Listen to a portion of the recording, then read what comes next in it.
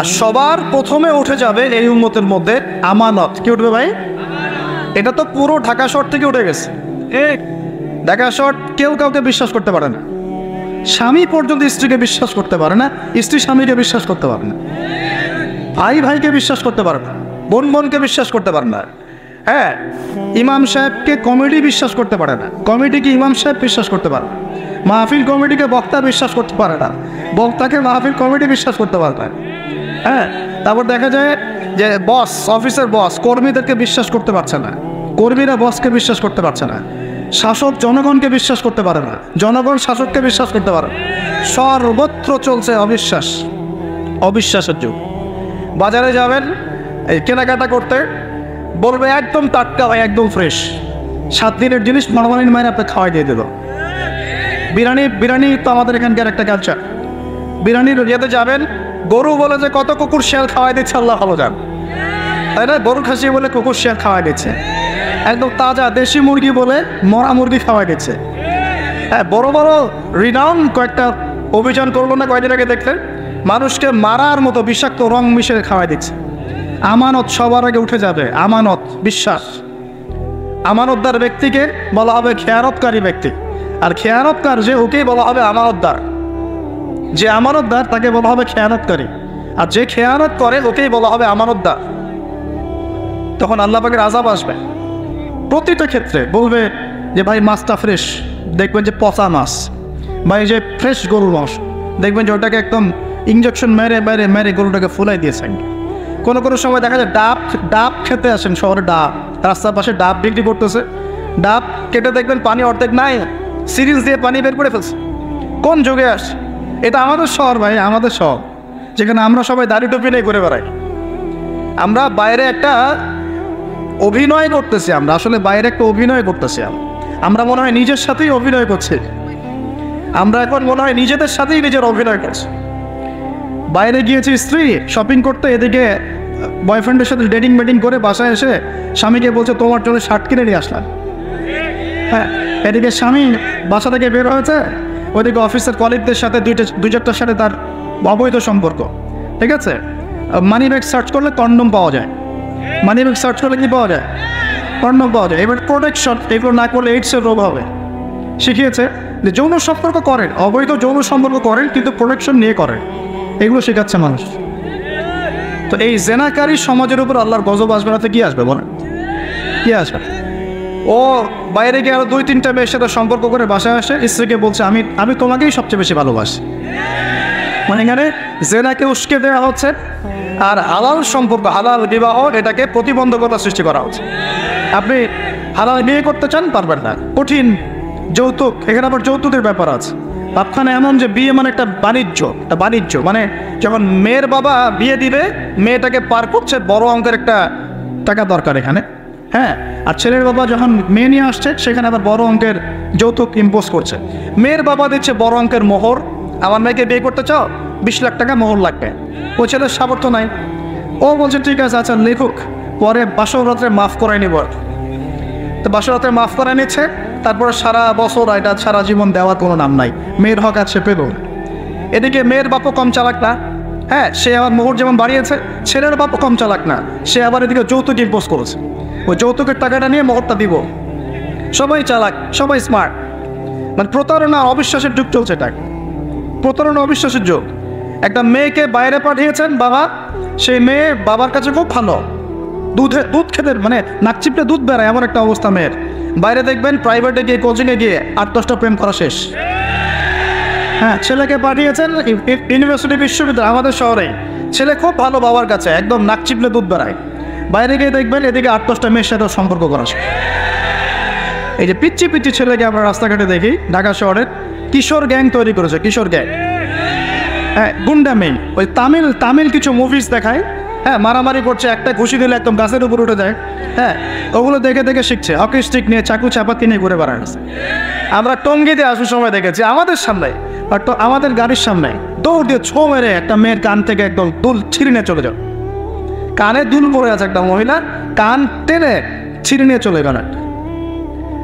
Mobile ফোনে কথা বলছেন, গ্লাসটা খোলা, এইটুক সময়ের মধ্যে ছো মেরে মোবাইল ফোন নিয়ে চলে গেল। হ্যাঁ, এটা আমাদের শহর। ছোট ছোট বাচ্চা কাছে 8-10 বছর 15 বছর হাইস্ট 20 বছর বয়স কিশোর গ্যাং। আবার এতটুকু ছেলেকে দেখেছি এই যে কিছু প্লাস্টিকের মধ্যে কি জানি টানে আমাদের শহরের মধ্যে মাদক সর্বত্র আমাদের যুব সমাজ, এই শহরের যুব সমাজ দেখবেন যাদের বাপের একটু টাকা পয়সা আছে ওকে আর কে পায়, ওকে একটা বাইক কিনে দিয়েছেন, হ্যাঁ ওই R15 টাইপের একটা বাইক দিয়েছেন, ব্যাস তারপরে সারা দুনিয়া ঘুরে বেড়াবে। আর এই তো আমরা যে রাস্তাগুলোতে হাঁটাচলা করে পিছনে মেয়ে তো থাকবেই বাইক থাকলে। আর মেয়ের অবস্থাটা এমন যে পোশাক তো নাই মনে করেন ছেলের পোশাক এখন মেয়ে পরছে, মেয়ের পোশাক ছেলে পরছে না, এখন তো ওই যুগ চলছে।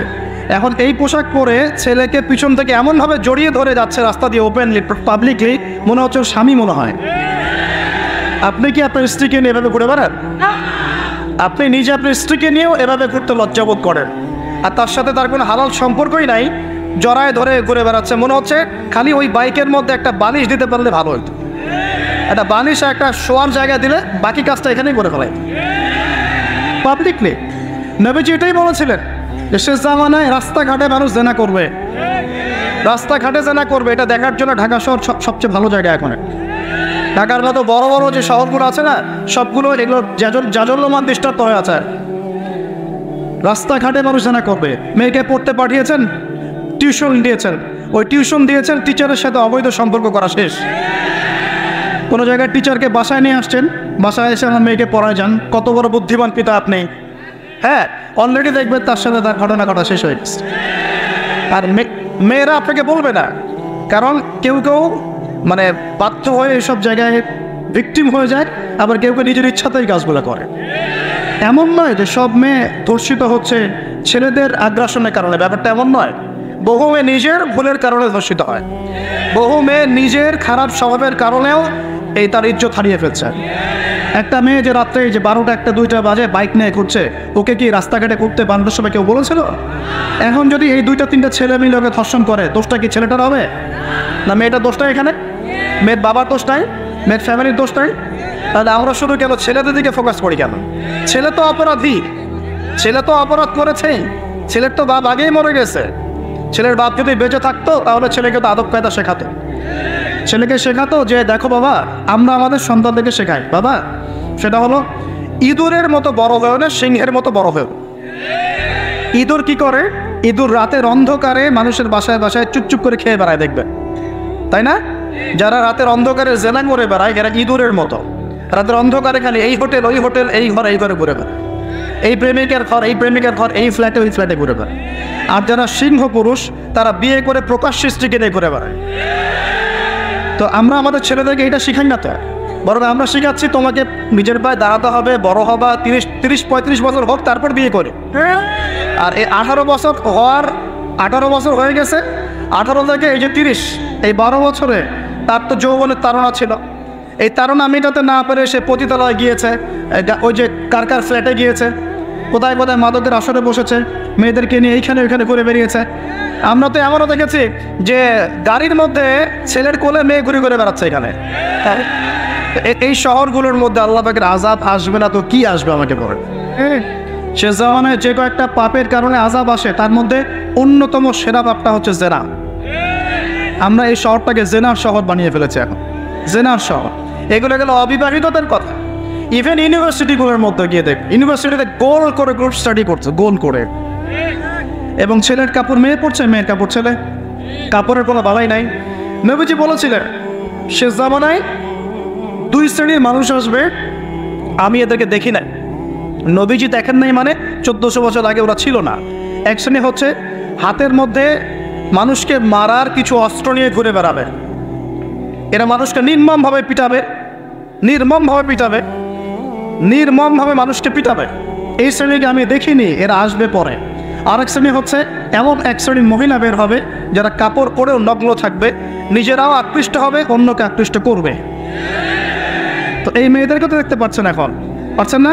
তার মানে কিয়ামত কাছে না দূরে?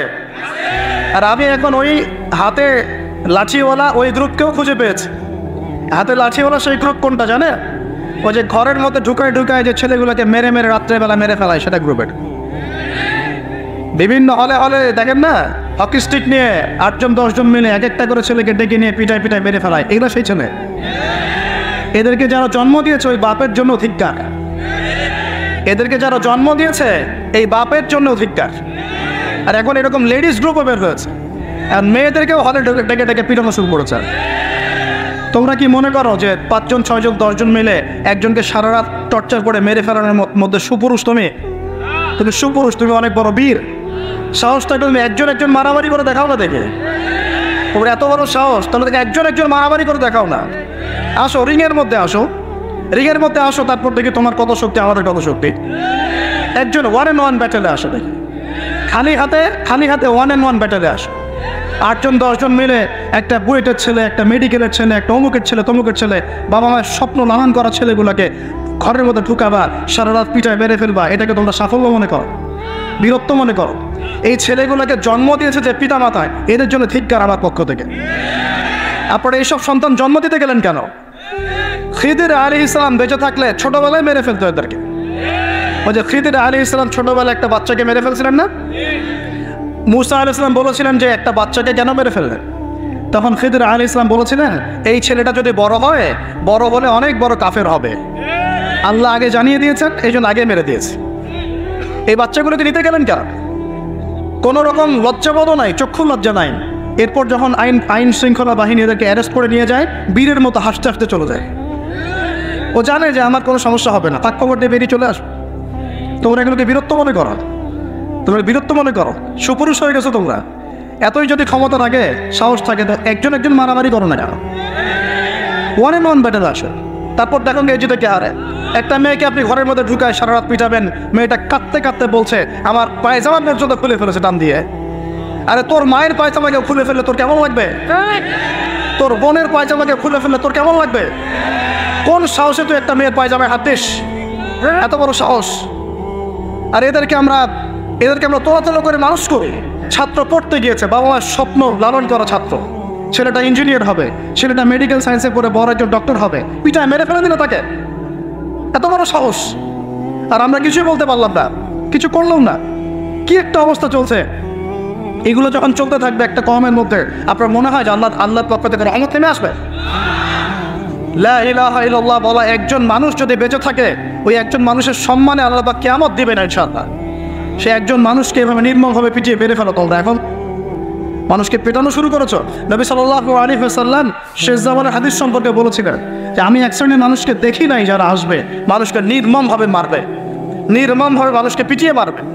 আর কোরআন খুলে দেখেন, একটা জাতির কথা আল্লাহ পাক বলেছেন, এই জাতির নাম হচ্ছে আদ জাতি। কোন জাতি ভাই? এই আদ জাতিকে আল্লাহ পাক ধ্বংস করেছিলেন ঝড় দিয়ে, ঝড় ঝাপটা দিয়ে। আল্লাহ পাক এই কওম সম্পর্কে বলেছেন ওয়াইদা বাতাসতুম জাব্বারিন, ওরা শিরক কুফর তো করতোই, কিন্তু এর পাশাপাশি একটা বড় পাপ করতো। ওই পাপটা হচ্ছে এরা যখন মানুষকে পেত পিটিয়ে মেরে ফেলতো, নির্মমভাবে পিটিয়ে মেরে ফেলতো। এই আদ জাতির পাপ তোমরা করা শুরু করেছো। আর আমাদের শহরে এগুলো চলছে না? এখন দিনে দুপুর রাস্তাঘাটে এগুলো চলছে। শিক্ষা প্রতিষ্ঠানে গিয়ে এগুলো মাস্তানি করতে গিয়েছো তোমরা। আমার ভাই হয়ে যদি এই কাজ করো, আমি তোমার চেহারা পর্যন্ত দেখতে যাবো না ইনশাআল্লাহ। আল্লাহ রাব্বুল আলামিন আমাদেরকে উমরের শাসন দান করুন বলে। একটা মাস উমরের শাসন যদি চলে না, দেখবা সব লাইনে চলে আসছে ইনশাআল্লাহ। একটা মাস খালি ধর্ষণের বিচার করা শুরু করেন, ধর্ষণ করার সাহস খুঁজে পাবেন ইনশাআল্লাহ। কোনো মাদ্রাসাতে আমরা দেখেছি, কোনো মাদ্রাসাতেও এই যে হাফেজ ছাত্র হতে গিয়েছে, বাবা মা হাফেজ বানাবে, মাদ্রাসায় পাঠিয়েছে, মাদ্রাসার শিক্ষক ছেলেটাকে বলাৎকার করে রেখে দিয়েছে। হ্যাঁ, ঢাকা শহরের ঘটনা বলছে। আমাদের সন্তানটাকে কোথায় পাঠাবো তাহলে?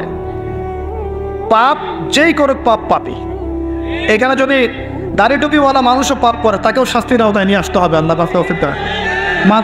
মাদ্রাসায় আপনি ছাত্রকে বলাৎকার করবেন, মাদ্রাসায় আপনি সমকামিতা করবেন, আপনার তো লিঙ্গ কেটে জাতির সামনে উপস্থাপন করা দরকার। উমরের শাসন হলে এটাই হতো। উমরের শাসন হলে আল্লাহর কসম করে বলছে এগুলোই হতো। ওয়াজ মাহফিলগুলোকে, দিনের এই পবিত্র আমানতগুলোকে অনেক জায়গায় ঠাট্টা মশকরের পাত্র বানানো হয়েছে। কোথাও দেখা যায় যে ওয়াজ মাহফিল সিজনে যে বললাম ডিজে জিকির চালু করা হয়েছে। ফাইজলামি শুরু করছো দিন নিয়ে, তোমরা ফাইজলামি শুরু করছো। ইনশাআল্লাহ তাআলা অচিরেই এই উম্মতের মধ্যে এমন নেতৃত্ব আসবে ইনশাআল্লাহ, যে নেতৃত্বের আন্ডারে ইনশাআল্লাহ তাআলা জমিন থেকে জুলুমের শেকড় উপরে যাবে ইনশাআল্লাহ। আমরা আল্লাহর কাছে দোয়া করি, আল্লাহ পাক আমরা বেঁচে থাকি না থাকে এমন প্রজন্ম যেন আল্লাহ পাক নিয়ে আসেন ইনশাআল্লাহ। সারা দুনিয়া জুড়ে ফাইজলামি শুরু হয়ে গেছে, সারা বিশ্ব জুড়ে এই যে পশ্চিমাদের যে আগ্রাসন, মুসলিম বিশ্বের আনাচে কানাচে অসহায় মুসলিমদেরকে নির্যাতন করা হচ্ছে নির্মমভাবে। একটা বাচ্চা সে জানে না যে শিয়া কি সুন্নি কি, বোম মেরে নষ্ট উড়িয়ে দেওয়া হলো, মাথার খুলি উড়িয়ে দেওয়া। একটা বাচ্চা, একটা মা জানে না শিয়াইজম কি সুন্নিজম কি, মিসাইল মেরে বোম মেরে হত্যা করে দেওয়া। ফাইজলামি শুরু হচ্ছে সারা বিশ্ব জুড়ে, এগুলোই চলতেছে। সারা বিশ্ব জুড়ে মিডিয়ার মধ্য দিয়ে মুসলিমদেরকে আজকে সন্ত্রাসী বানানো হয়ে গেছে। সারা বিশ্বে রক্ত ঝরবে আমাদের, আবার আমাদেরকেও সবাই সন্ত্রাসী বলে বেড়াবে। নাটক শুরু করেছে নাই নাটক। সারা বিশ্ব জুড়ে সবচেয়ে শান্তিকামী মানুষ কারা? আমরা অন্য কেউ আছে? সারা বিশ্বের মানুষের, নিরীহ মানুষের রক্ত কাদের হাতে লেগে আছে? আমাদের হাতে। আমরা ইরাকে মানুষ হত্যা করেছি, আমরা আফগানিস্তানে মানুষ হত্যা করেছি, আমরা উইঘুরদেরকে হত্যা করেছি, আমরা রোহিঙ্গাদেরকে হত্যা করেছি, আমরা বিগত 12, 14, 15 বছর ধরে সিরিয়াতে বাচ্চাদেরকে হত্যা করেছি, বিগত প্রায় 70 বছর থেকে প্যালেস্টাইনে আমরা মানুষকে হত্যা করেছি। আমরা কি এই যে লেবানন, জর্ডান এই জায়গাগুলোতে মানুষকে আমরা মারছি?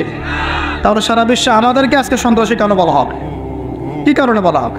আর আমরা কেউ কোনো কথাও বলি না, মন থেকে ঘৃণাও করি না। এই কথাগুলো বলবেন কারা? বলবেন তো আলেম ওলামারা। এখন যদি আমরা এই ওয়াজ মাহফিলের স্টেজগুলোকে সার্কাসের মঞ্চ বানিয়ে ফেলি, এই আমানতের হক কে আদায় করবে? কে আদায় করে? আল্লাহ পাক আমাদের সবাইকে বোঝার তৌফিক দান করুন। আমরা আশা করি ইনশাআল্লাহ তাআলা আমাদের উপরে যারা আছেন তাদের বোধোদয় পাবে ইনশাআল্লাহ তাআলা। আর আল্লাহ পাকের গজব যখন নেমে আসবে কেউ ঠেকাতে পারবে না ইনশাআল্লাহ। আমি বলে দিয়েছি প্রথমেই, সব কিছুর মালিককে, সব ক্ষমতা কার হাতে? প্রিয় যুবক ভাইয়ের স্পেশালি আগামী দিনে ইসলামের পতাকা হাতে নিয়ে বিশ্বকে চ্যালেঞ্জ করার জন্য এখন থেকে প্রস্তুত হয়ে যান। একদিনের মাহফিল দিয়ে কিচ্ছু হবে না, একদিনের মাহফিল দিয়ে গরম বক্তব্য দিয়েও কিছু হবে না। আপনাদের সবাইকে কনস্ট্রাকটিভ কাজ করতে হবে। প্রত্যেক মুসলিম ভাইকে 5 ওয়াক্ত নামাজ আদায় করতে হবে, আল্লাহ পাক তৌফিক দান করেন। প্রত্যেক ভাইয়ের যাদের যাকাত ফরজ হয়েছে, যাকাত অবশ্যই দিতে হবে ইনশাআল্লাহ। বেশি বেশি দান সদকা করবেন। নিজের পরিবারের মধ্যে কোনোভাবেই অনইসলামিক কোনো সংস্কৃতি আসতে দিবেন না। নিজের পরিবারের মধ্যে পর্দা প্রতিষ্ঠা করবেন। কোনো অবস্থাতেই হারাম রিজিকের দিকে যাবেন না ইনশাআল্লাহ। আপনার সন্ততিদেরকে ছোটোবেলা থেকেই মুসলিম রূপে মানুষ করবেন, কোনো রকম অমুসলিম কালচারে বড় করবেন না। আপনার সন্তানদেরকে ছোটোবেলায় কোরআন শেখাবেন, হাদিস শেখাবেন, আলেম ওলামা সোহবত দিবেন, হকপন্থী আলেম চিনবেন, তাদের কাছে সন্তানদেরকে পাঠাবেন ইনশাআল্লাহ। ইসলামকে নিয়ে ঠাট্টা বিদ্রুপ করবেন না, রং তামাশা করবেন না। এই যুগ সম্পর্কে সচেতন থাকবেন। কি হচ্ছে, কি চলছে, হাদিসে কি আছে, কোরআনে কি আছে, সামনে কি হতে পারে, সচেতনতা তৈরি করবেন। এই চলমান ফিতনাময় পরিবেশে নিজের ঈমান আমলকে এমনভাবে ধরে রাখবেন যেমন করে হাতের মধ্যে মানুষ আগুন ধরে রাখে, ঈমান ধরে রাখে। পরিবারের মধ্যে বেপরদামিকে স্থান দিবেন না। পরিবারের ছেলে কি করছে, মেয়ে কি করছে, আপনার আত্মীয় স্বজনের হক ঠিক আছে কিনা, প্রতিবেশীর হক ঠিক আছে কিনা, প্রতিটা বিষয়ে as a Muslim leader of the family আপনাকে এগুলো দেখতে হবে, আল্লাহ পাক তৌফিক দান করুন। এবং বেশি বেশি সামাজিক কিছু অ্যাসোসিয়েশন গড়ে তুলবেন যেগুলো সামাজিক অন্যায়গুলোকে প্রতিরোধ করবে ইনশাআল্লাহ। সামাজিকভাবে ন্যায় ছড়িয়ে দিবে, সামাজিকভাবে ইসলাম ছড়িয়ে দেবে ইনশাআল্লাহ তাআলা। শিক্ষা প্রতিষ্ঠান গড়ে তুলবেন যেখানে জেনারেল এবং ইসলামিক শিক্ষার সমন্বয় থাকবে, আলোকিত প্রজন্ম গড়ে উঠবে ইনশাআল্লাহ তাআলা। এরকম সমাজের অবস্থায় কি আল্লাহর আযাব আসবে না রহমত আসবে? এই হচ্ছে আমাদের সমাজের অবস্থা। এখন কতগুলো বলে শেষ করব। প্রতি ঘরে ঘরে ব্যভিচার ঢুকে পড়েছে, ঘরে ঘরে ব্যভিচার, পরকীয়া ঢুকেছে, পরকীয়া। আর অর্থনৈতিক ক্ষেত্রে ঘরে ঘরে ঢুকেছে সুদ আর সুদ, ঘুষ ঢুকেছে ঘুষ, এদিকে সুদ ঢুকেছে, দুর্নীতি ঢুকেছে, অন্যের সম্পদ অন্যায়ভাবে হস্তক্ষেপ করার নোংরা সংস্কৃতি ঢুকে পড়েছে প্রত্যেক জায়গায় জায়গায়। আমাদের ইয়াং জেনারেশন নিজেদের ইতিহাস ভুলে গেছে যে আমরা কার উত্তরসূরি। খালিদ বিন ওয়ালিদের নামও তারা জানে না, ওমর ইবনে খাত্তাবের নাম জানে না, তারেক বিন জিয়াদকে চিনে না, মুহাম্মদ বিন কাসিমকে চিনে না। এরা ক্রিস্টিয়ানো রোনাল্ডোকে চিনে, এরা মেসিকে চিনে, নেইমারকে চিনে, এরা আমাদের ক্রিকেটারদেরকে চিনে। মাশাআল্লাহ, দেখো দিন দিন আমরা বিপদে যাচ্ছি, তারা হেদায়েতের দিকে আসছে। যারা এখন বিপদগামী ছিলেন আমরা মনে করতাম তারাই এখন হেদায়েতের দিকে আসছেন, আর আমরা এখন মুসলিম ঘরে জন্মগ্রহণ করে নামাজ ছেড়ে দিচ্ছি, কোরআন পড়া ছেড়ে দিচ্ছি। এটা কি ধরনের কথা? আমার পরিবারের মা বোনরা কীভাবে বেপরদায় বাইরে যায়? আমার পরিবারের কর্তা আমি কেমন করে আমার পরিবারের স্ত্রী সন্তান মেয়েরা বাইরে বেপরদায় যাবে, কিভাবে যাবে? আমি তো পরিবারের কর্তা, আমি পরিবারের স্বামী। আমার স্ত্রী কেমন করে বেপরদায় বাইরে যাবে? আমার ছেলে কেন নামাজ পড়বে না? নামাজ না পড়ে সে ভাত খাবে কিভাবে? নামাজ না পড়ে আমার পরিবারে আমার ছেলে ভাত খাবে কিভাবে? আমার মেয়ে কেমন করে ভাত খাবে? অতএব পরিবারটাকে শক্ত করেন, হালাল খান, সামাজিকভাবে ইসলামটাকে এগিয়ে নেন, ইনশাআল্লাহ দেখবেন একদিন বড় পরিসরে ইসলাম কায়েম হয়ে যাবে ইনশাআল্লাহ। আর আমরা কারোর জন্য বলদোয়া করবো না, আমরা দোয়া করবো আল্লাহ পাক যেন ঊর্ধ্বতন কর্তৃপক্ষ সবাইকে হেদায়েত দান করেন এবং অন্যায়ের বিরুদ্ধে দাঁড়ানোর তৌফিক দান করেন, এবং তাদের হাতে হলেও আল্লাহ পাক যেন ন্যায় প্রতিষ্ঠা করার তৌফিক দান করেন। আর ন্যায় কোনটা ন্যায় কোনটা অন্যায় এগুলো এসব প্রোটেস্ট্যান্ট মুসলিমরা আপনাদেরকে শেখাতে পারবে না। যারা ইসলাম, কোরআন, সুন্নাহ, সমকালীন বিশ্ব ইতিহাস, অর্থনীতি, সংস্কৃতি, দেশীয় কালচার সব সম্পর্কে জ্ঞান রাখে, এই মানুষরা আপনাকে বলতে পারবে কোনটা সত্য, কোনটা মিথ্যা, কোনটা হক, কোনটা বাতিল। একজন কবর পূজারী আপনাকে কি হেদায়েত দেবে? একজন মাজার পূজারী আপনাকে কি হেদায়েত দেবে? একজন বেদাতি আপনাকে কি হেদায়েত দেবে? হেদায়েত তো নিতে যান খালি ওদের কাছে, আর জ্ঞানী মানুষকে তো মূল্যায়ন করেন না।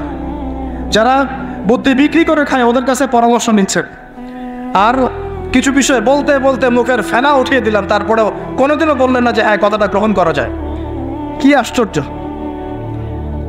যখন একটা সমাজের মধ্যে এই পাপগুলো ছড়িয়ে পড়বে তখন আল্লাহ পাকের গজব আসবে, এটা আসবেই। প্রতিরোধ কিভাবে প্রতিরোধ করে কোনো সুযোগই নাই, আপনাকে প্রতিকারও করে কোনো সুযোগ নাই। তওবা করে আল্লাহর কাছে ফিরে আসতে হবে, এটাই সলিউশন, এটাই সলিউশন। এই যে আমরা শহরের কথাই বলছিলাম, আমাদের সমাজের অন্যতম বড় একটা কিয়ামতের আলামত হচ্ছে উঁচু উঁচু বিল্ডিং নির্মাণের প্রতিযোগিতা। নবীজি জীবনের শেষের দিকে যে হাদিসগুলো বলেছেন, শেষের দিকে, তার মধ্যে কিয়ামতের বড় দুইটা আলামত বলেছেন। তার মধ্যে একটা হচ্ছে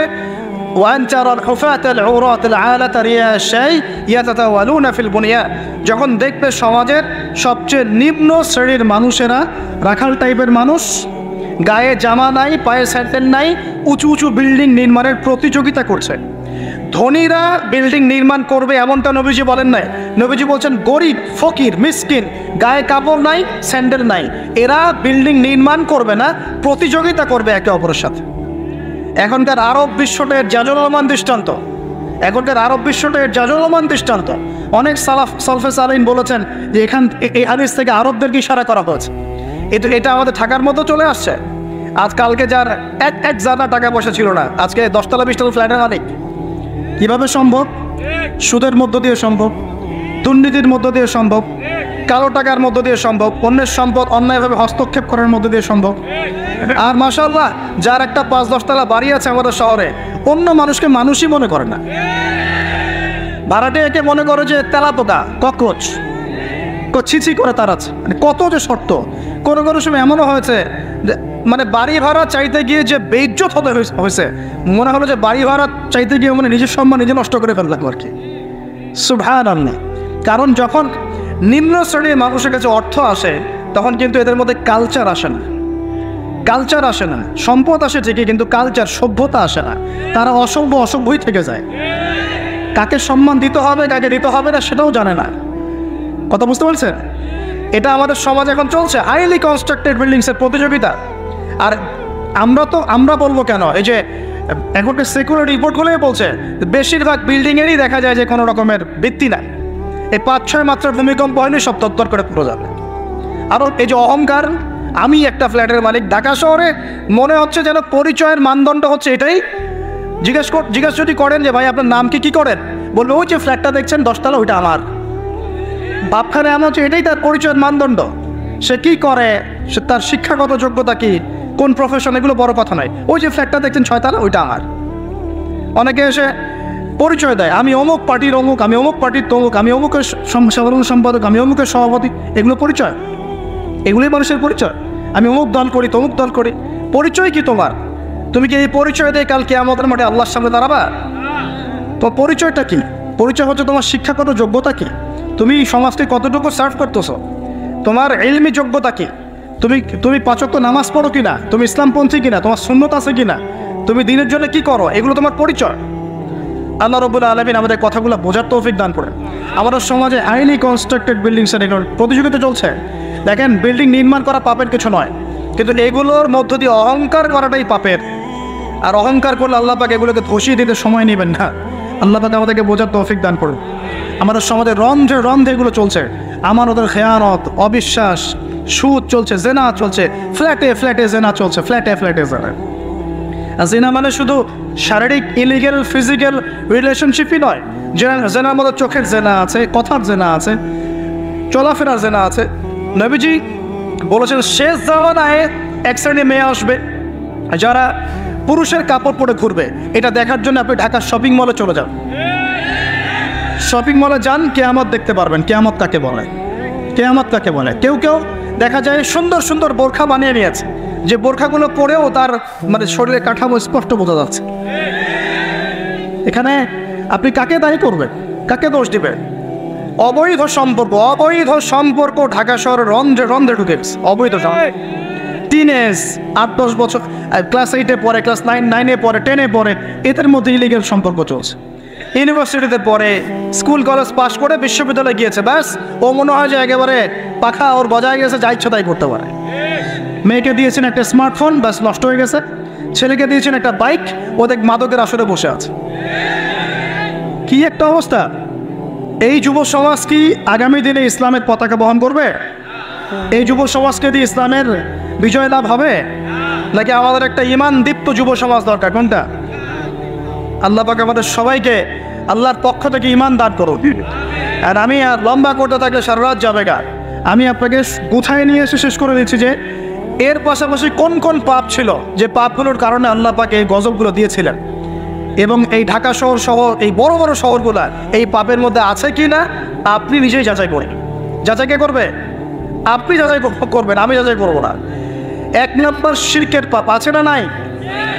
কুফরির পাপ 2 আছে না নাই? আমানত উঠে যাওয়া আছে না নাই?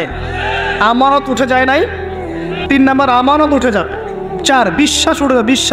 বিশ্বাস উঠে গেছে না? বাবাও ছেলেকে বিশ্বাস করতে পারে না, এখন স্বামী স্ত্রীকে বিশ্বাস করতে পারে না।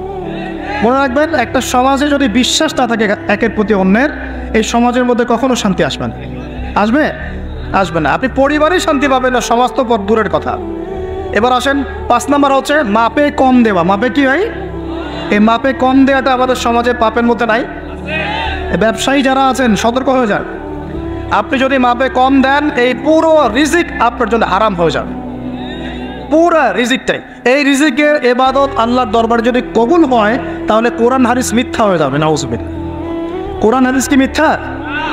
এই রিজিক যদি খেয়ে ইবাদত আল্লাহর কাছে কবুল হয়, তাহলে কোরআন সুন্নাহ মিথ্যা হয়ে যাবে। নাউজুবিল্লাহ। আল্লাহ পাক বলেছেন এই মাপে কম দেয়া হারাম রিজিক খেয়ে ইবাদত করলে ইবাদত কবুল হবে না। পৃথিবীতে সর্বপ্রথম কওমে মাদিয়ানকে ভূমিকম্প দিয়ে ধ্বংস করে দেওয়া হয়েছিল। তাদের প্রধান অপরাধ ছিল মাপে কম দেওয়া, যেটা আমাদের মধ্যে ছড়িয়ে পড়েছে। মাপে কম দিচ্ছি আমরা। এই যে রমজান মাস সামনে আসে, দেখে নিয়েন বহু ব্যবসায়ী তাহাজ্জুদ পড়বে, তারাবিও পড়বে, মসজিদে গিয়ে ফটর ফটর করা শুরু করবে। লাইট নাই কেন, এসি নাই কেন, ফ্যান চলে না কেন, বড় বড় কথা। সারা বছর তো মসজিদে আসে নাই, তারাবির নামাজে আসবে। আবার দেখবেন অনেকে সারাদিন তো মসজিদ নাই, জুমার দিনে যায়, জুমার দিনে গিয়ে বলে ইমাম সাহেব ওটা করেন নাই কেন, এই মুয়াজ্জিন সাহেব এটা করেন নাই কেন। আছে না এমন লোক? এই শ্রেণীর মানুষ আছে দেখবে, এরাই ফটর ফটর বেশি করে রমজান মাসে। রমজান মাসে দেখবেন নামাজে তারাবিও করবে, মাপেও কম দেবে। এরকম লোক আছে না? মাপে যারা কম দেয়, এই পাপের কারণে সমাজের মধ্যে দুর্ভিক্ষ নেমে আসে। আমাদের অর্থনৈতিক অবস্থা এমন জায়গায় দাঁড়িয়ে আছে না, দুর্ভিক্ষ যদি চলে আসে অবাক হওয়ার কিছু নাই। দুর্ভিক্ষ চলে আসলে আপনার অবাক হতে পারেন, আমি অবাক হব না। এমন একটা জায়গায় দাঁড়িয়ে আছে, এমন একটা জায়গায় দাঁড়িয়ে। এবং রমজান, এই রমজান মাসে এমনি তো দ্রব্যের দাম বেড়ে যায়, এবার যার কী হবে আল্লাহ ভালো জানে। আমার মনে হয়, আমার ভয় হয়, একদম নিম্নবিত্ত মানুষ যারা এবার রোজা রেখে ইফতার যখন করবে, তখন হাত তুলে আল্লাহর কাছে বদদোয়া করা শুরু করবে। এটা আমার ভয় হয়। এবার অপেক্ষা করেন, দেখতে থাকেন সামনে কি হয়। প্রতিটা পণ্যের দাম অলরেডি বাড়া শুরু হয়ে গেছে। কিছু কিছু বৈশ্বিক কারণ আছে, এগুলোর কারণে যেমন বাড়ছে, আবার কিছু কিছু আমাদের নিজস্ব মানবসৃষ্ট কারণ আছে, এই কারণেও বাড়ছে। মানবসৃষ্ট কারণগুলো বুঝতে হলে আপনাকে বেসিক কিছু অর্থনীতি বুঝতে হবে।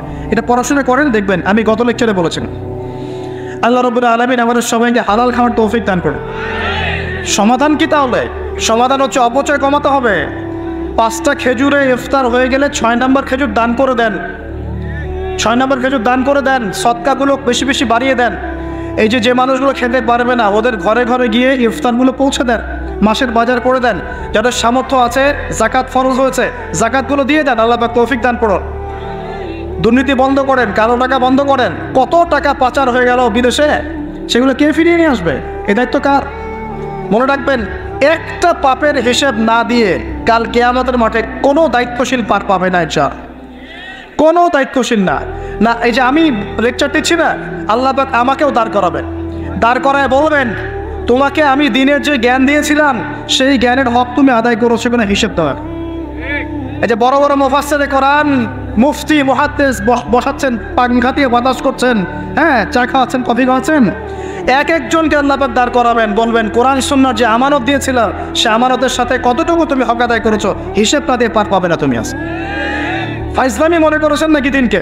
ঠিক একইভাবে সমাজের রাষ্ট্রের দায়িত্ব আল্লাহ পাক যাদেরকে দিয়েছেন এক একজন ব্যক্তিকে আল্লাহ পাক দাঁড় করাবে, দাঁড় করে জিজ্ঞাসা করবেন কোন কোন জনগণের কোন কোন হক তুমি নষ্ট করেছো, কার কার হক দিয়েছো, কার কার দেও নাই, সবার সামনে হিসাব দাও, তারপর চাকরি যেতে পারো। ইবনে আব্বাস রাদিয়াল্লাহু আনহুমা থেকে বর্ণিত, নবী করিম সাল্লাল্লাহু আলাইহি ওয়াসাল্লাম বলেছেন যে মা মিন আইয়ামিন আমালুন সালিহু ফীহিন্না আহাব্বু ইলাল্লাহ মিন হাযিহিল আইয়ামিল 10। আল্লাহ পাকের কাছে এই 10 দিন অর্থাৎ জিলহজ মাসের প্রথম 10 দিনের নেক আমল যত বেশি প্রিয়, আল্লাহর কাছে জিলহজ মাসের প্রথম 10 দিনের নেক আমল যত বেশি প্রিয়, অন্য কোনো আমল এত বেশি প্রিয় না। অন্য কোনো আমল, এটা বুঝতে গিয়ে সাহাবায়ে কেরাম প্রশ্ন করছেন, ক্বালু, তারা বলছেন ইয়া রাসূলুল্লাহ, হে আল্লাহর রাসূল, বলুন সাল্লাল্লাহু আলাইহি ওয়াসাল্লাম, ওয়ালাল জিহাদু ফি সাবিলিল্লাহ, আল্লাহর পথের জিহাদও কি নয়? আমরা তো জানি ইসলামের সর্বোচ্চ চূড়া হচ্ছে আল্লাহর পথের জিহাদ। তো নবী সাল্লাল্লাহু আলাইহি ওয়াসাল্লাম বলছেন ওয়ালাল জিহাদু ফি সাবিলিল্লাহ, আল্লাহর পথের জিহাদও নয়, আল্লাহর পথের জিহাদও নয়, ইল্লা, তবে ওই ব্যক্তির কথা ভিন্ন, রাজুলুন খরাজা বিনাফসিহি ওয়া মালিহি ফালাম ইয়ারজি' মিন যালিকা বিশাই, কোন একজন ব্যক্তি যে তার জান এবং তার মাল নিয়ে আল্লাহর পথে বেরিয়ে গেছে, তারপরে কোনো কিছু নিয়ে সে ফিরে আসতে পারেনি, মানে সে শহীদ হয়ে গেছে, এই ব্যক্তির কথা ভিন্ন। কিন্তু অন্য যে কোনো দিনের আমলের চাইতে এই 10 দিনের নেক আমল আল্লাহর কাছে সবচেয়ে বেশি প্রিয়। তাহলে আমরা বুঝতে পারলাম, আমরা যে 10 দিনে এখন বসবাস করছি, জিলহজ মাসের আজকে কয় তারিখ? 1 তারিখ। এই যে আল্লাহ পাক নিয়ামতের সাথে আমাদেরকে বাঁচিয়ে রেখেছেন, এই 10 দিন আমল করার সুযোগ দিয়েছেন, এই কৃতজ্ঞতা স্বীকার করে আমরা কিন্তু শেষ করতে পারবো না। পারবো না। প্রশ্ন হচ্ছে যে এই 10টা দিন আমরা কিভাবে কাজে লাগাতে পারি। আমি সেদিকেই যাবো ইনশাল্লাহ। তার আগে এই দিনগুলো সম্পর্কে আর কয়েকটা ফজিলতের হাদিস শুনিয়ে দিচ্ছি। তিরমিজি, ইবনে মাজাহ, মিশকাতের 128 পৃষ্ঠায় একটা হাদিস এসেছে। আবু হুরায়রা রাদিয়াল্লাহু আনহু থেকে বর্ণিত, নবী করিম সাল্লাল্লাহু আলাইহি ওয়াসাল্লাম বলেছেন যে দিন সমূহের মধ্যে এমন কোনো দিন নাই, আল্লাহর দিনগুলোর মধ্যে এমন কোনো দিন নাই যেদিন ইবাদত করা আল্লাহর কাছে জিলহজের 10 দিনের ইবাদতের চেয়ে বেশি প্রিয়। কথা বুঝতে পারছেন? এরপরে নবী সাল্লাল্লাহু আলাইহি ওয়াসাল্লাম বলছেন ইয়াদিলু সিয়ামু কুল্লি সিয়ামিন মিনহা বিসিয়ামি সানাতিন, এই 10 দিনের একটা সিয়াম বা একটা রোজা 1 বছর রোজা রাখার সমান। এই 10 দিনের একটা রোজা 1 বছর রোজা রাখার সমান। ওয়া কিয়ামু কুল্লি লাইলাতিন ফিহা বিকিয়ামি লাইলাতুল কদর, এবং এই 10 রাতের এক রাতের কিয়াম লাইলাতুল কদরের কিয়ামের সমান। আমরা জানি লাইলাতুল কদর সম্পর্কে আল্লাহ কি বলেছেন, লাইলাতুল কদরি খায়রুম মিন আলফি শাহর, 1000 মাসের ইবাদত হচ্ছে উত্তম। তাহলে আমরা বুঝতে পারছি যে এই 10 দিন 10 রাত কি আমল করতে হবে, এই হাদিসটা বলে দিচ্ছে। সিয়াম এবং কিয়াম, 10টা সিয়াম না পড়ে অ্যাটলিস্ট 3টা সিয়াম করা যাবে ইনশাআল্লাহ। করা যাবে না? একটা সোমবার পাবো সামনে আমরা, ওটা রাখা যাবে ইনশাআল্লাহ। একটা বৃহস্পতিবার পাবেন, সেটাও রাখা যাবে ইনশাআল্লাহ। আর আরাফার সিয়াম পাবেন ইনশাআল্লাহ। আরাফার সিয়াম রাখলে আগের 1 বছর, পরের 1 বছর, 2 বছরের গুনাহ মাফ হয়ে যাবে ইনশাআল্লাহ আযজা ওয়া জাল। আর কিয়াম সম্পর্কে আমি সামনে বলছি ইনশাআল্লাহ তাআলা। এরপরে বাইহাকির একটা বর্ণনা আছে যে জিলহজ মাসের প্রথম দশকের রাতে, জিলহজ মাসের প্রথম দশকের রাতের প্রত্যেকটা নেক আমলকে 10 দিয়ে গুণ করা হয়, 10 গুণ বৃদ্ধি করা হয়। সুবহানাল্লাহ। আরও আছে বাইহাকি এবং ইসফাহানের বিশুদ্ধ সনদে হযরত আনাস বিন মালিক রাদিয়াল্লাহু আনহু থেকে বর্ণিত আছে, জিলহজ মাসের প্রথম দশকে প্রতিদিন 1000 দিনের সমান, মানে প্রতিদিনের আমল 1000 দিন আমলের সমান, এবং আরাফার দিনের মর্যাদা 10,000 দিনের সমান। আরাফার দিন যে ব্যক্তি ইবাদত করবে ইনশাআল্লাহ তাআলা সে 10,000 দিন ইবাদতের নেকি পাবে ইনশাআল্লাহ আযজা ওয়া জাল। তো প্রথম কি করতে হবে সেটা এই হাদিস থেকে বলতে যাচ্ছে। হাদিসটা কি? উম্মে সালামা রাদিয়াল্লাহু আনহা থেকে বর্ণিত, নবী সাল্লাল্লাহু আলাইহি ওয়াসাল্লাম বলছেন যে জিলহজ মাসের চাঁদ যে ব্যক্তি দেখবে সে যেন তার নখ এবং তার চুল এগুলো যেন আর না কাটে। চাঁদ দেখে ফেলেছেন, কোরবানি করা পর্যন্ত এখন চুল আর নখ যেন সে না কাটে। যদি না কাটেন তাহলে কি হবে? আপনি একটা পূর্ণাঙ্গ কোরবানির নেকি পাবেন। আর একটা কোরবানির নেকি কি জানেন? কোরবানির পশুর গায়ে যতগুলো লোমকূপ আছে ততগুলো নেকি আপনার আমলনামায় যুক্ত হবে ইনশাআল্লাহ আযজা ওয়া জাল। এগুলো হাদিস। এখন আমরা প্র্যাকটিক্যাল কিছু কথায় আসি যে কিভাবে আমরা এই 10টা দিনকে কাজে লাগাতে পারি। আমি সবার আগে দোয়া করছি আল্লাহ পাক যেন আমাকে সবার আগে এর উপর আমল করা তৌফিক দান করেন, আমার পরিবারকে তৌফিক দান করেন, এবং অতঃপর আপনাদের সবাইকে যেন আল্লাহ পাক এই তৌফিক দান করেন, আমিন। 1 নাম্বার, যদিও কাজটা খুব ডিফিকাল্ট এবং এই যুগে এই জেনারেশনের জন্য কাজটা অনেক বেশি ডিফিকাল্ট, অলমোস্ট ইম্পসিবলের মতো, সেটা হচ্ছে এশার নামাজের পরপর ঘুমিয়ে যাও, তাই না ভাই? এই কাজটা এখন কোয়াইট ইম্পসিবল, এশার নামাজের পরপর ঘুমিয়ে যাওয়া। কিন্তু চেষ্টা করতে হবে, আল্লাহ তৌফিক দান করুক, 10টা-11টার মধ্যেই যেন আমরা ঘুমিয়ে পড়তে পারি। আল্লাহ তৌফিক দান। সবার আগে যেন আমাকে তৌফিক দান। কোনো কোনো রাত এমনও কেটে যায় ফজরের নামাজ পড়তে হবে জন্য সারা রাত জেগে থাকতে হচ্ছে। আর আমাদের সময়ে বারাকা কমে গেছে, জানেন? আমাদের সময়ের মধ্যে বারাকা কমে গেছে, এটাও আমাদের সাইন। নবী সাল্লাল্লাহু আলাইহি ওয়াসাল্লাম বলেছিলেন কি আমাদের আগে আগে একটা বছর একটা মাসের মতো চলে যাবে, একটা মাস একটা সপ্তাহের মতো যাবে, একটা সপ্তাহ একটা দিনের মতো চলবে, একটা দিন একটা ঘন্টার মতো চলে যাবে। তাই হচ্ছে না এখন? এই 7 দিন আগে আমরা জুমা পড়লাম, দেখেন 7 দিন। এই যে গত কয়েকদিন আগেই আপনি কুরবানির পশু জবাই করলেন, আবার কুরবানির ঈদ আপনার সামনে। সময় খুব দ্রুত চলে যাচ্ছে, আমরা বুঝতে পারছি। এর কারণ হচ্ছে, একটা কারণ আমি ফাইন্ড আউট করছি, সেটা হচ্ছে আমরা এখন ফজরের সালাতটাকে জামায়াতে গুরুত্ব দিচ্ছি না, এবং ফজরের নামাজের পর থেকে আমরা জেগে থাকছি না। অনেকেই, বেশিরভাগই যারা থাকছে আলহামদুলিল্লাহ। এই কারণে ওই যে বরকতময় সময়টা সকালে, এটা আমরা পাচ্ছি না। এই কারণে দিনটা আমাদের ছোট হয়ে আসছে, দিনে কাজগুলো আমরা শেষ করতে পারছি না, রাত জাগতে হচ্ছে। আর রাত জাগলে তো ফজরে ওঠা সম্ভব হচ্ছে না।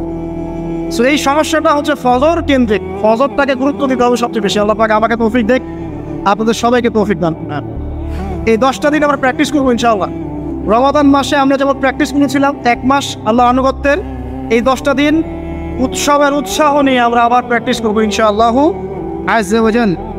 আর এই বিষয়গুলো বেশি বেশি প্রচার করবেন অনলাইনে, কারণ আমাদের জাতিটা, আমি জানি না সৌভাগ্য না দুর্ভাগ্য, আমরা খুব ইস্যু পাগল যাব। ইস্যু একটা ধরিয়ে দিবেন, এটা নিয়ে আসতে থাকবে, যে কোনো ইস্যু। নবী সাল্লাল্লাহু আলাইহি ওয়াসাল্লামকে অবমাননা করা হয়েছিল, এখন কয়জনের মনে আছে? মনে আছে কয়জনের? তারপরে ইস্যু চলে আসলো বন্যা, এখন কয়জনের মনে আছে যে বন্যা হয়েছিল? এখন আছে সেতু, এটা নিয়ে সবাই কথাবার্তা বলছে। এরপরে দেখবেন আরেকটা নতুন ইস্যু, সেতুর কথা মানুষ ভুলে যাবে। আমরা কেন জানি সাইকোলজিক্যালি এমন হয়ে গেছে যে ইস্যু একটা ধরিয়ে দিলেই 5 দিন 7 দিন 10 দিন কথা বলতে থাকি, আবার ইস্যুও শেষ, কথাও শেষ, মানুষ ভুলে যায়। তো এই কারণে মনে করিয়ে দেওয়ার স্বার্থে জিলহজের 10 দিনের ফজিলত আমাদের সবাইকে মনে করিয়ে দেওয়া লাগে, ঠিক আছে? অনলাইন অফলাইনে সবাই প্রচার করবেন। এই 10 দিন নেক আমলের জন্য একটা উৎসবের উপহার আল্লাহর পক্ষ থেকে। এই 10টা দিন যেন আমরা আল্লাহর পক্ষ থেকে এই উপহারকে কাজে লাগাই, বেশি বেশি নেক আমল করি, পরকালকে গুছিয়ে নেন। পারবো ইনশাআল্লাহ? ইনশাআল্লাহ। প্রথম কাজ, আর্লি ঘুমিয়ে যাওয়ার চেষ্টা করা। 2 নাম্বার, ফজরের নামাজের মিনিমাম আধা ঘন্টা আগে ঘুম থেকে ওঠার চেষ্টা। ফজর নামাজ কয়টা আপনাদের এখানে? 4:30টায়, 4টা বা 4:45টায় ওঠার চেষ্টা করতে হবে। আল্লাহ পাক তৌফিক দান করুন। ওযু ইস্তেঞ্জা করার পরে মিনিমাম 2 থেকে 4 রাকাত নফল নামাজ পড়ো, মিনিমাম 2 থেকে 4 রাকাত নফল নামাজ পড়। আমরা জানি যে আমরা নবী সাল্লাল্লাহু আলাইহি ওয়াসাল্লামের মতো তাহাজ্জুদ করতে পারবেন। তার 2 রাকাত নামাজে তিনি প্রায় 4 পারা কোরআন তেলাওয়াত করেছেন। 2 রাকাত নামাজে 4 থেকে 4.5 পারা কোরআন তেলাওয়াত করেছেন। আমরা কি পারবো? আমরা পারবো না। মিনিমাম 2 রাকাত নামাজ বা 4 রাকাত নামাজ তো পড়তে পারি। এবং ওই সময়টা হচ্ছে দোয়া কবুলের সময়। আল্লাহ পাক প্রথম আসমানে নেমে আসা। আল্লাহ পাক কীভাবে নেমে আসেন এটা আল্লাহ পাকের ব্যাপার, এটা নিয়ে আমাদের মাথা ব্যথা ঘামানোর দরকার নাই। আল্লাহ নেমে এসে আহ্বান করতে থাকেন, কারো কি কোনো চাওয়া আছে আমার কাছে, আমি সেই চাওয়া পূরণ করে দেব। কেউ কি অসুস্থ আছো, আমাকে ডাকলে আমি শেফা দিয়ে দেব। কেউ কি আমার কাছে ক্ষমা চাইবে, আমি ক্ষমা করে দেব। কেউ কি আমাকে ডাকবে, আমি তার ডাকে সাড়া দেবো। এভাবে ফজর পর্যন্ত আল্লাহ পাক আহ্বান করতে থাকেন, কিন্তু আমরা আসলে ঘুমিয়ে থাকি। আল্লাহ পাক আমাদেরকে মাফ করে দিন এবং এই নেক সময়গুলোকে কাজে লাগানো তৌফিক আল্লাহ পাক দান করুন, আমিন। এরপরে আমরা চলে আসবো ইনশাআল্লাহ ফজর জামাতে। এবং নামাজের বাহ্যিক মাসআলাগুলোকে নিয়ে বেশি বাড়াবাড়ি করবেন না, অভ্যন্তরীণ বিষয় নিয়ে ফোকাস। বাহ্যিক মাসআলা নিয়ে আমরা যথেষ্ট বাড়াবাড়ি করেছি। অভ্যন্তরীণ যে বিষয়টা আছে, নামাজের আধ্যাত্মিকত্ব, নামাজের রুহানিয়াত, নামাজের মারেফত, আল্লাহকে পাওয়া, নামাজের আত্মশুদ্ধি, ইহসান, এটা নিয়ে বেশি ফোকাস করে। আমরা তর্ক করি হাত বাঁধা নিয়ে, তাই না? হাত বাঁধা নিয়ে, রফুল ইয়াদায় নিয়ে, আমিন নিয়ে, এখানে আমরা তর্ক করি। কয়জন তর্ক করেছি যে নামাজে কতটুকু মনোযোগ থাকলো তাই নিয়ে? কোনটা বেশি ইম্পর্টেন্ট?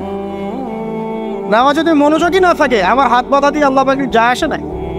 একটা বাহ্যিক আমল করেছে, আল্লাহ পাক নেকি দিবেন, ঠিক আছে ইনশাআল্লাহ। নামাজের ইহসানটা সবচেয়ে বেশি গুরুত্বপূর্ণ নয় কি? ফাওয়াইলুল লিল মুসাল্লিন আল্লাযীনা হুম আন সালাতিহিম সাহুন, যারা নামাজ সম্পর্কে উদাসীন। তো নামাজে দাঁড়িয়ে যদি আমি সারা দুনিয়ার বিষয় চিন্তা করতে শুরু করি, তাহলে আমার হাত কোথায় বাঁধলাম এটা কি আল্লাহ পাক দেখবেন? আল্লাহ পাক আমাদেরকে বোঝার তৌফিক দান করছে। মূল বিষয় কোনটা সেটা নিয়ে ফোকাস। আমরা মুসলিমরা জাতি হিসাবে এখন মূল বিষয়গুলোকে বাদ দিয়ে গৌণ বিষয় নিয়ে বেশি ফোকাস করি। এটা আমাদের অধঃপতনের অন্যতম একটা কারণ। আল্লাহ পাক আমাদেরকে বোঝার তৌফিক দান করুন, আমিন। জামাতে নামাজ পড়ার পরে আপনারা চলে যাবেন না, হেড করে এখানে বসে থাকবেন। বসে বসে তাসবিহ তাহলিল করবেন, জিকির আজকার করবেন। খুব কমন তাসবিহ আছে কিছু। আয়াতুল কুরসি পড়বেন একবার, সূরা ফালাক, ইখলাস, নাস 3 বার করে পড়বেন। তারপরে আল্লাহুম্মা আনতাস সালাম ওয়া মিনকাস সালাম তাবারাকতা ইয়া যাল জালালি ওয়াল ইকরাম পড়বেন। আল্লাহুম্মা আইননি আলা যিকরিক ওয়া শুকরিকা ওয়া হুসনি ইবাদাতিক পড়বেন। আল্লাহুম্মা ইন্না নাসআলুকা ইলমান নাফিআন ওয়া আমালান মুতাকাব্বালান ওয়া রিজকান তাইয়্যিবা, এটা পড়বেন। দরুদ শরীফ পড়বেন 10 বার। তারপরে রাদিতু বিল্লাহি রাব্বান ওয়া বিল ইসলামি দীনান ওয়া মুহাম্মাদিন নাবিয়্যা 3 বার। হাসবি আল্লাহ লা ইলাহা ইল্লা হুয়া আলাইহি তাওয়াক্কালতু ওয়া হুয়া রাব্বুল আরশিল আযীম 7 বার। সুবহানাল্লাহি ওয়া বিহামদিহি আদাদা খালকিহি ওয়া রিদা নাফসিহি ওয়া জিনাতা আরশিহি ওয়া মিদাদা কালিমাতিহি 3 বার। তারপরে আর অনেক আছে, বলতে গেলে আসলে সময় শেষ হয়ে যাবে। আমি একটা বইয়ের নাম বলে দিই, এই বইয়ের মধ্যে সব পাবেন, ঠিক আছে? বইটার নাম হচ্ছে হিসনুল মুসলিম। কি নাও? হিসনুল মুসলিম। অ্যাপসও আছে, পকেটে অ্যাপস রাখতে পারেন, পকেট সাইজ বই পাওয়া যায়, পকেটে রাখতে পারেন। নামাজের পরে খুলে খুলে পড়বেন। এগুলো করতে গিয়ে আপনাকে কেউ বাধা দিবে? এগুলো করলে কি আপনি সন্ত্রাসী হয়ে যাবেন, মৌলবাদী হয়ে যাবেন, জঙ্গি হয়ে যাবেন? এই আমলগুলো করবেন, ছাড়বেন, ঠিক আছে? আমল ছাড়বেন না। আমল সেই জিন্দেগি বানতা, একটা কথা আছে, আমল দিয়েই জীবন গঠিত হয়, জীবন গড়ে। আল্লাহ পাক তৌফিক ইনায়াত করুন। আরেকটা কথা বলি, ফজর নামাজের পরে চেষ্টা করেন আধা ঘন্টা থেকে 1 ঘন্টা কোরআন তেলাওয়াত করার। পারা যাবে ভাই ইনশাআল্লাহ? আবার বলছি, প্রত্যেক হরফে 10 নেকি পাবেন ইনশাআল্লাহ। কোরআন তেলাওয়াত করলে অর্থ না বুঝেও যদি তেলাওয়াত করেন, প্রত্যেক হরফে 10 নেকি পাবেন ইনশাআল্লাহ। কিন্তু অর্থ না বুঝলে কোরআনের হক আদায় হয় না। আবারও বলছি, আমি যা বলেছি সেটা বলতে আমি দ্বিধা করছি না। আমি বলছি কোরআন তেলাওয়াত করলে প্রত্যেক হরফে আপনি 10 নেকি পাবেন। বোঝেন আর নাই বোঝেন, তাফসীর বোঝেন আর নাই বোঝেন, অর্থ বোঝেন আর নাই বোঝেন, প্রত্যেক হরফে কি পাবেন?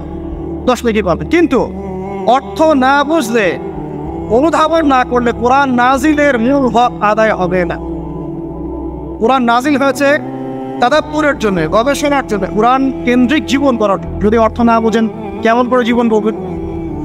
আর যতটুকু বুঝবো আলহামদুলিল্লাহ, যেটা বুঝবো না ওলামায়ে কেরামের কাছে যাবো, জিজ্ঞাসা করবো, জেনে নেবে, সিম্পল। আমি তো আর সব বুঝবো না, বুঝবো?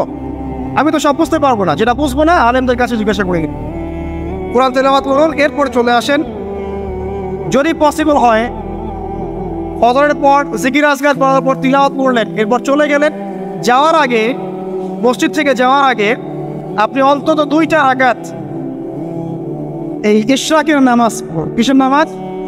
ইশরাক।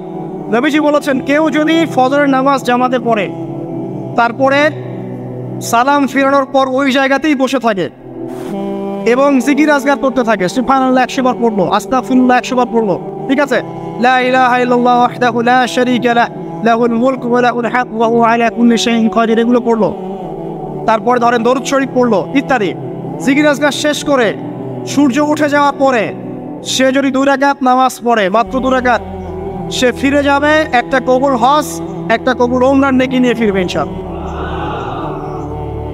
আরেকটা নামাজ আছে, যদি পসিবল হয় পড়তে পারেন, 8টা থেকে 10টার মধ্যে পড়ে ফেললে ভালো, এরপরে সূর্য উঠে যায়, সূর্য গরম হয়ে যায়। সেটা হলো আপনার এই চাশতের নামাজ, যেটাকে আমরা বলি সলাতুদ দুহা, চাশতের নামাজ। আমরা অনেকে রিজিকের সমস্যায় ভুগি না, দারিদ্রতা, রিজিকের সমস্যা, আমাদের অভাব, এই সমস্যা আছে না? চাশতের নামাজ যে ব্যক্তি নিয়মিত পড়বে তাকে 2টা ফজিলত দেওয়া হবে। কয়টা ফজিলত? চাশতের নামাজ যে ব্যক্তি নিয়মিত পড়ে তার 2টা স্পেশাল ফজিলত। এক, তাকে দ্বীনের জ্ঞান দেওয়া হবে, ইলম মুখস্থ ক্ষমতা দেওয়া হবে, আপনি হিফজ ক্ষমতা বেড়ে যাবে, কোরআন সুন্নাহ মুখস্থ রাখতে পারবেন ভালো, ইনশাআল্লাহ আল্লাহর পক্ষ থেকে বুঝ দেওয়া হবে। আরেকটা হচ্ছে আপনার দারিদ্রতা আল্লাহ পাক দূর করে। এগুলো পরীক্ষিত আমল ভাই, এগুলো গাল গল্প বলছি না, এগুলো পরীক্ষিত। আরেকটা আছে, সূরা ওয়াকিয়া রাতে তেলাওয়াত করেন, সূরা ইযা ওয়াকাআতিল ওয়াকিয়া লাইসা লিওয়াকাআতিহা কাযিবা, এই সূরাটা আপনি তেলাওয়াত করেন, দেখবেন দারিদ্রতা চলে যাবে ইনশাআল্লাহ আযজা ওয়া জাল্লা, চলে যাবে ইনশাআল্লাহ। এবার আসুন কোরআন তেলাওয়াত নিয়ে 2টা কথা বলে দেই। কিছু কিছু সূরার কিছু কিছু অংশ মুখস্থ করে ফেলার চেষ্টা করুন। প্রত্যেক দিন এই অংশটুকু আপনি নিজে তেলাওয়াত করবেন। ফর এক্সাম্পল, সূরা বাকারার প্রথম 5টা আয়াত, তারপরে আয়াতুল কুরসি 255 নম্বর আয়াত, সূরা বাকারার শেষের 3টা আয়াত, সূরাতুল আলে ইমরান শেষের 10 আয়াত, সূরা কাহফ প্রথম 10 শেষের 10, সূরা মুমিনুন শেষের 5-7টা আয়াত, সূরা তাওবার শেষ পৃষ্ঠা, সূরা আহজাবের শেষ পৃষ্ঠা, সূরা ফালাক, সূরা নাস, সূরা ইখলাস, সূরা কাফিরুন, সূরা জিন এর প্রথম 10টা আয়াত, এছাড়া আরো সূরা হাশর শেষের 5-7টা আয়াত। এগুলো মুখস্থ করে ফেলেন, প্রতিদিন এগুলো আপনি চর্চা করুন, পারবেন ইনশাআল্লাহ। প্রত্যেক দিন যদি কোরআন তেলাওয়াত করেন একটা নেকি আছে, একটা ফজিলত স্পেশাল, সেটা হলো কোরআন কিয়ামতের মাঠে আপনার পক্ষে সুপারিশ করবে। আর কোরআন যার পক্ষে সুপারিশ করবে ইনশাআল্লাহ তাআলা সে জান্নাতে চলে যাবেই ইনশাআল্লাহ। আর কোরআন যার বিপক্ষে সুপারিশ করবে তার কি জান্নাতে যাওয়ার কোনো সুযোগ আছে ভাই? আল্লাহ বোঝার তৌফিক দেখ, আমিন। চাশতের পরে বাকি যে নামাজগুলো আছে, যোহর, আসর, মাগরিব, ইশা, এগুলো আমরা জামায়াতে আদায় করার চেষ্টা করবো ইনশাআল্লাহ আজ্জা ওয়া জাল্লা। আল্লাহ পাক আমাদের সবাইকে তৌফিক দান করুন। আজকে জুমার নামাজে আমরা যেমন সবাই এসেছি, একইভাবে যেন আসর, মাগরিব, ইশাতেও সবাই আসতে পারি, এই নিয়াত আমরা পাকাপোক্ত করি। যদি জামাত না পান, ঘুমিয়ে থাকেন বা ভুলে যান, যখনই ঘুম থেকে উঠবেন তখনই নামাজ, যখনই ঘুম থেকে উঠবেন তখনই নামাজ, যদি ভুলে যান মনে হবে তখনই নামাজ। ঘুমিয়েছিলেন, ফজর হয়ে গেছে, 8টা বেজে গেছে, উঠবেন, আগে ফজরের নামাজ কাজা করবো, তারপর ফাকাত কাফা। এটা হাদিসে নবীজি বলেছেন, যে ব্যক্তি নামাজ ইচ্ছাকৃতভাবে ইচ্ছা করে ছেড়ে দিল, ইচ্ছা হলো পড়লাম, ইচ্ছা হলো পড়লাম না, ফাকাত কাফারা, সে ব্যক্তি কুফরি করল। বাইনা আবদি ওয়া বাইনা শিরকি ওয়াল কুফরি তারকুস সালাহ, একজন আল্লাহর বান্দা আর একজন মুমিন মুসলিম, এর মধ্যে পার্থক্যই হচ্ছে নামাজ। এমন হাদিস আছে যে প্রচন্ড রকম জালেম ফিরআউনের মতো শাসক সম্পর্কে সাহাবীরা জিজ্ঞাসা করেছিলেন, যদি এরকম জুলুম হয় ইয়া রাসূলুল্লাহ, আমরা কি করব? আমরা কি প্রতিহত করব না? নবীজি বলেছেন, ইল্লা মা সাল্লাহ, না, যতক্ষণ তারা সালাত আদায় করে ততক্ষণ তাদের বিরুদ্ধে যেও। তার মানে নামাজ নাই, ইসলামের খাতায় নাম নাই। অতএব নামাজ কাজা হয়ে গেল কাজা করবেন, ভুলে গেলেও নামাজ আদায়। যদি জামাত না পান বাসায় পড়বেন, যদি পসিবল হয় মসজিদে জামাত শেষ হয়ে গেছে বাসায় জামাত করে দেবেন, নামাজের কোনো মাফ আল্লাহ পাক তৌফিক দান করে, আমিন। এরপরে আসেন, 2টা নামাজ আছে এটা আমরা পড়ি না, বা অনেকে পড়ি অনেকে অবহেলা করি, কিন্তু এটা বড় ফজিলত আছে, বলবো। বেলাল রাদিয়াল্লাহু আনহু নাম শুনেছেন? যখনই নবী সাল্লাল্লাহু আলাইহি ওয়াসাল্লাম জান্নাতে যেতেন, মানে জান্নাত আল্লাহ পাক তাকে দেখাতেন, তখনই তিনি তার বেলাল রাদিয়াল্লাহু আনহুর পায়ের শব্দ শুনতে পান। বেলাল রাদিয়াল্লাহু আনহুর পায়ের শব্দ তিনি শুনতে পারতেন। একজন যোগ্য নেতা যিনি, তিনি তার অনুসারীর পায়ের শব্দও চিনেন। কথা বুঝতে পারছেন? আচ্ছা, গলার আওয়াজও চিনেন। তো বেলাল রাদিয়াল্লাহু আনহু তিনি জিজ্ঞাসা করলেন, হ্যাঁ বেলাল, তুমি কি এমন আমল করো যার ফলশ্রুতিতে তুমি জান্নাতে আমার সামনে সামনে হাঁটছো? সুবহানাল্লাহ। কোন বেলাল? যিনি একজন ক্রীতদাস ছিলেন, নিগ্রো, কালো, দেখতে হয়তো আপনার মতো সুন্দর না, তাই না? আফ্রিকান মানুষ, যাকে ওই যে রোদের মধ্যে শুয়ে পিটানো হয়েছিল, হয়নি? সেই বেলাল রাদিয়াল্লাহু আনহু। সুবহানাল্লাহ। তখন তিনি বলছেন, ইয়া রাসূলুল্লাহ, আমি তো এমন কোনো আমল করি না, আপনারা যা করেন তাই করি। তবে যখনই আমার ওযু ছুটে যায়, ওযু ভেঙে যায়, আমি তখনই ওযু করি, আর সেই ওযু দিয়ে আমি 2 রাকাত নামাজ। এই নামাজটাকে কি বলে? তাহিয়াতুল ওযু। এই তাহিয়াতুল ওযুটা আমরা আদায় করার চেষ্টা করবো, আল্লাহ পাক তৌফিক দান। আরেকটা আছে তাহিয়াতুল মসজিদ। দেখবেন অনেকেই মসজিদে আসি আমরা ধাপ করে বসে পড়ি, তাই না? আসলে কিন্তু মসজিদে এসে 2 রাকাত নামাজ পড়ে বসা সুন্নাত। মসজিদে একটা হক আছে, মসজিদে আসলেন, 2 রাকাত নামাজ পড়লেন, সংক্ষিপ্ত আকারে পড়লেন, পড়ে বসবেন, এটা করা উচিত। আল্লাহ পাক তৌফিক ইনায়াত করুন, আমিন। এরপরে আসেন, এই 10 দিন কি করবো আমরা? এগুলোর পাশাপাশি বেশি বেশি তাকবীর দিবেন। তাকবীর মানে আল্লাহু আকবার, আল্লাহু আকবার, লা ইলাহা ইল্লাল্লাহ, আল্লাহু আকবার, আল্লাহু আকবার, ওয়ালিল্লাহিল হামদ। সাহাবীদের মধ্যে আবু হুরায়রা রাদিয়াল্লাহু আনহু, আব্দুল্লাহ ইবনে আব্বাস, আব্দুল্লাহ বিন ওমর, এই বিখ্যাত সাহাবীরা যখন এই 10 দিনে উপস্থিত হতেন, তারা বাজারে গেলেও তারা বাজারে গিয়ে তাকবীর দিতেন জোরে জোরে। অন্য সবাই শুনে সবাই তাকবীর দিত, তাহলে সমস্বরে তাকবীর হতো। এই সুন্নাহটা চালু করা যেতে পারে। আল্লাহ পাক আমাদের সবাইকে তাকবীর দেওয়ার তৌফিক দান করুন, আমিন। এরপর এই 10 দিন আমরা বেশি বেশি যে কাজটা করার চেষ্টা করবো সেটা হলো তওবা।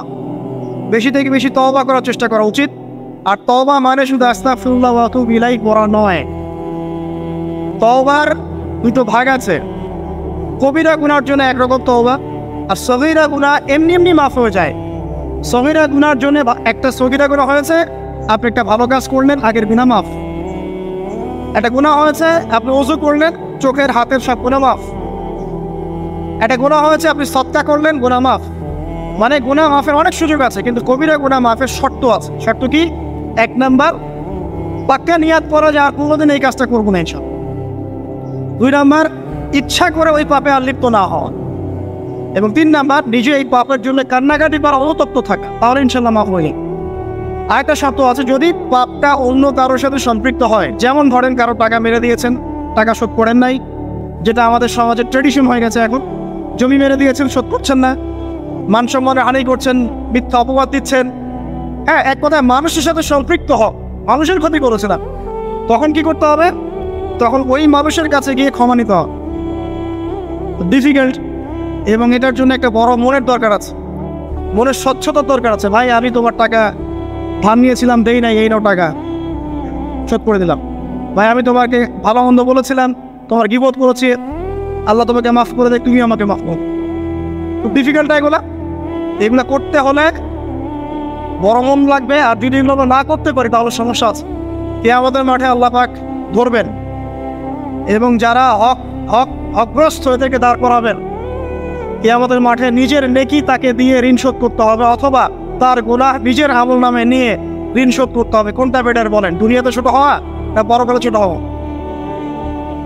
তাই আমরা সবাই সবার কাছে মাফ চেয়ে নেই, যে আল্লাহ পাক আমাদের সবাইকে মাফ করে দেখ। যদি আমি আপনাকে কষ্ট দিই, আপনি আমাকে মাফ করে দেন। আপনি আমাকে কষ্ট দিয়ে থাকেন, আমি আপনাকে মাফ করে দিলাম। এই বিষয়ে চলে আসেন, আল্লাহ পাক তৌফিক দান করুন, আমিন। আর একটা তওবা করুন, আস্তাগফিরুল্লাহাল্লাযী লা ইলাহা ইল্লা হুয়াল হাইয়ুল কাইয়্যুম ওয়া আতুবু ইলাইহি, দিনে 70 বার বা 100 বার, দিনে 70 বার বা 100 বার। যদি না পড়েন, অ্যাটলিস্ট এতটুকু বলবেন, আস্তাগফিরুল্লাহ ওয়া আতুবু ইলাইহি, আস্তাগফিরুল্লাহ ওয়া আতুবু ইলাইহি, 70 বার বা 100 বার। এরপরে আসেন, এই 10 দিনের অন্যতম একটা আমল হতে পারে সওম রাখা। যদি পারি এই 10টা দিন সওম রাখবো, যারা পারছি না মিনিমাম 3টা 4টা 5টা অ্যাটলিস্ট রাখবো। আর যারা সেটাও পারছি না, কমপক্ষে আরাফার দিনের সিয়ামটা যেন মিস না যায়, ঠিক আছে? আরাফার দিনের সওম যেন মিস না যায়। আল্লাহ পাক তৌফিক ইনায়াত করুন সবাইকে, আমিন। আরাফার দিনের সওম বিগত 1 বছর, আগামী 1 বছরের গুনাহ মাফের কারণ হয়ে যাবে ইনশাআল্লাহ। যত গুনাহ আমরা করেছি 1 বছরে, আরাফার সওম রাখতে সমস্ত গুনাহ মাফ হয়ে যাবে। একটা হাদিসে পড়েছিলাম, ইবলিস আরাফার দিনে সবচাইতে বেশি অনুতপ্ত হয়, মানে হতাশায় ভোগেন। একটু আগে বললাম না, ইবলিস আমাদের প্রতিবন্ধকতা, সে সবচেয়ে বেশি হতাশায় ভোগে আরাফার দিনে। আরাফার দিনে আল্লাহ পাক কাছাকাছি চলে আসেন, রহমত নাজিল হতে থাকে, সেটা দেখতে পারে। এবং আরাফার দিনে আল্লাহ পাক যত মানুষকে মাফ করে দেন এবং জাহান্নাম থেকে মুক্তি দেন, তা অন্য কোনো দিনে করেন। অগণিত অসংখ্য মানুষকে আল্লাহ পাক আরাফার দিনে মাফ করে দেবেন। অতএব এই দিন সওম রাখতে হবে। কারা সওম রাখবে? যারা হজ করছে না তারা রাখবে, মানে আমরা যারা হজ করতে যেতে পারিনি এবার, তারা রাখবো ইনশাআল্লাহ তাআলা। এছাড়া বেশি বেশি সওম রাখার চেষ্টা করা উচিত এই 10 দিন। ফজিলত একটা হাদিস একটু আগে বলেছি, একটা সওম আপনার কি হবে? 1 বছর সওমের নেকি পাওয়া যাবে ইনশাআল্লাহ তাআলা। হজ এবং উমরা করা, যারা এই 10 দিনে হজ উমরা সুযোগ পেয়েছে তারা আল্লাহ পাকের মেহমান। আমরা দোয়া করবো আল্লাহ পাক তাদের সবাইকে সুস্থতার সাথে হজ করার তৌফিক দান করুন, এবং আমাদেরকেও জীবনে অন্তত একটাবার হলেও মাকবুল হজ করার তৌফিক আল্লাহ পাক দান করুন। এবং একটা হাদিস এসেছে, যে ব্যক্তি বিশুদ্ধভাবে হজ করতে পারে, মাকবুল হজ, মাবরুর হজ, সেই ব্যক্তি ওই দিনের মতো নিষ্পাপ হয়ে যাবে যেদিন তার মা তাকে প্রসব করেছে।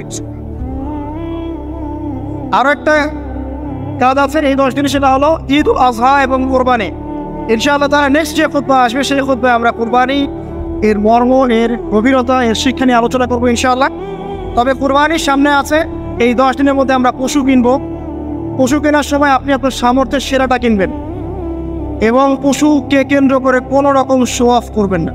আমারটা 1,60,000, আমারটা 1,80,000, কত ভাই এত গলায় লটকিয়ে দেওয়া, এইসব কাজ করতে যাবেন, ঠিক আছে? কিন্তু পশুকে আপনি মহব্বত করবেন, পশুকে নিজ হাতে খাওয়াবেন, পানি পান করাবেন, যাতে তার প্রতি আপনার মহব্বত সৃষ্টি হয়।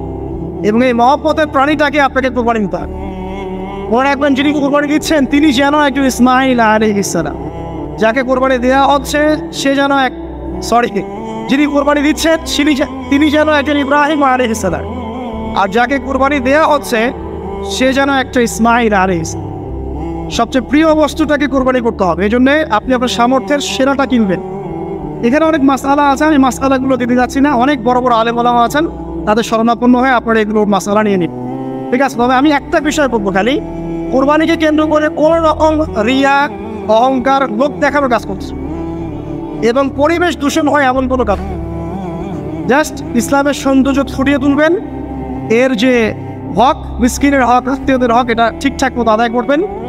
এখানকার গোশত, রক্ত, মাংস কোনো কিছু আল্লাহর কাছে যাবে না, শুধুমাত্র আমার বিশুদ্ধ ইখলাসটাই আল্লাহর কাছে যাবে। অতএব এটা মনে রেখে কোরবানি করা উচিত। আল্লাহ পাক তৌফিক ইনায়াত করুন, আমিন। ইনশাআল্লাহ কোরবানির গভীর শিক্ষা সম্পর্কে আগামী জুমায় কথা হবে। আর সর্বশেষ কথা হলো যে এই কাজগুলো, কোরবানি বলেন, এই যে নামাজ, তাসবিহ, তাহলিল, কোরআন তেলাওয়াত, তাওবা, তাকবীর, সওম, এই যে কাজগুলো, এই কাজগুলো পারিবারিকভাবে এবং সামাজিকভাবে করার চেষ্টা করে, তাহলে ইসলামিক সংস্কৃতি, হৃদ্যতা, ভালোবাসা ফুটে উঠবে। ইসলামের সৌন্দর্য অমুসলিমদের কাছে পরিস্ফুটিত হবে। ইনশাআল্লাহ দেখবেন এই সৌন্দর্য দেখে তারা ইসলামের পথে ফিরে আসবে ইনশাআল্লাহ।